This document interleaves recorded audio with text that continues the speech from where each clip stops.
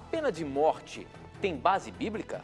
Já que na Bíblia há relatos de que os criminosos deveriam ser punidos com o mesmo mal que houvessem cometido? Ou seja, se roubou uma vaca, deveria devolver 2 vacas. Se matasse, deveria ser morto. Existe, sim, alguma base bíblica para pena de morte, professor? Veja bem, qualquer cristão é livre para ser a favor ou contra a pena de morte, porque isso é uma questão muito particular, não é? Mas nós não estamos julgando, professor? Eu não estaria julgando alguém se ele deve ou não deve morrer? Mas o detalhe é o seguinte, é que Deus deu autorização para a lei fazer esse tipo de Mas julgamento. onde é que está isso? Ixi, tem muitos textos. Vou começar por um deles. Alguns chegam a dizer assim, Deus deu a pena de morte no contexto de Israel, porque era um povo muito duro, então Deus tinha que reeducar e tudo mais. Não tem nada a ver esse argumento, né? A questão da pena de morte é dada muito antes de existir o povo de Israel, em Gênesis 9:6. E que não é só uma questão cultural, o texto é claro, porque quando Deus deu esse texto, Noé tinha recém saído da arca, né? Era Noé, seus filhos, suas noras e a esposa, né? Então Deus, para mostrar o valor da vida, diz o seguinte, Gênesis 9:6, quem derramar o sangue do homem, pelo homem o seu sangue será derramado. Porque Deus fez o homem conforme a sua imagem. Então, a pessoa pode ser contra a pena de morte e ela tem esse direito. Agora, usar a Bíblia para dizer que a Bíblia é contra a pena de morte, aí com certeza a pessoa deu um bola fora, né?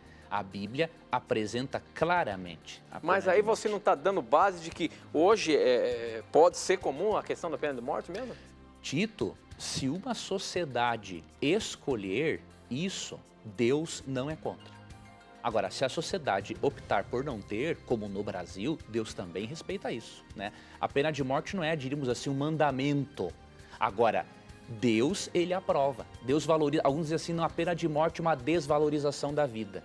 Não, na verdade é valorização da vida, porque Gênesis 9:6 fala o seguinte, que por ser o homem a imagem e semelhança de Deus, o homem é tão importante que se alguém matá-lo, tem que pagar da mesma forma, né? Então, desvalorização do ser humano ocorre como a gente vê por aí, não é? As famílias das vítimas têm poucos direitos humanos em relação ao criminoso. Então, isso sim, para mim, na minha opinião, né, é uma desvalorização da vida. E também na opinião, obviamente, bíblica. Eu dei a minha opinião porque está com base em Gênesis 9:6. Então, se alguém quiser ir contra o texto bíblico, é livre para fazer isso. E em Romanos 13, 1-4, Paulo menciona, inclusive nos dias do Novo Testamento, né? Ele fala assim, que a justiça é a espada de Deus para castigar o transgressor. Então, a espada não é para dar palmadinha, não. Espada era para o quê? Cortar o pescoço mesmo, certo? Mas por que Jesus então disse, quando ele falou assim, se te baterem no rosto, dê a outra face? Como é que fica então? No novo concerto ele fez alguma diferença nisso daí? Pelo contrário, Tito, é que muitas pessoas leem, Tito, erradamente os textos bíblicos. Quando o texto de Deus fala para dar a outra face, isso não tem relação alguma com a punição de um criminoso. Ele está falando o seguinte, nós, nos nossos interrelacionamentos pessoais, não devemos pagar o mal com o mal. Agora, Deus deu à justiça, né, a permissão de fazer essa execução. Agora, cada país é livre, né? Nós não podemos fazer apologia nem por uma coisa e nem por outra. Agora, eu tenho que, no meu papel aqui, apresentar o que a Bíblia diz.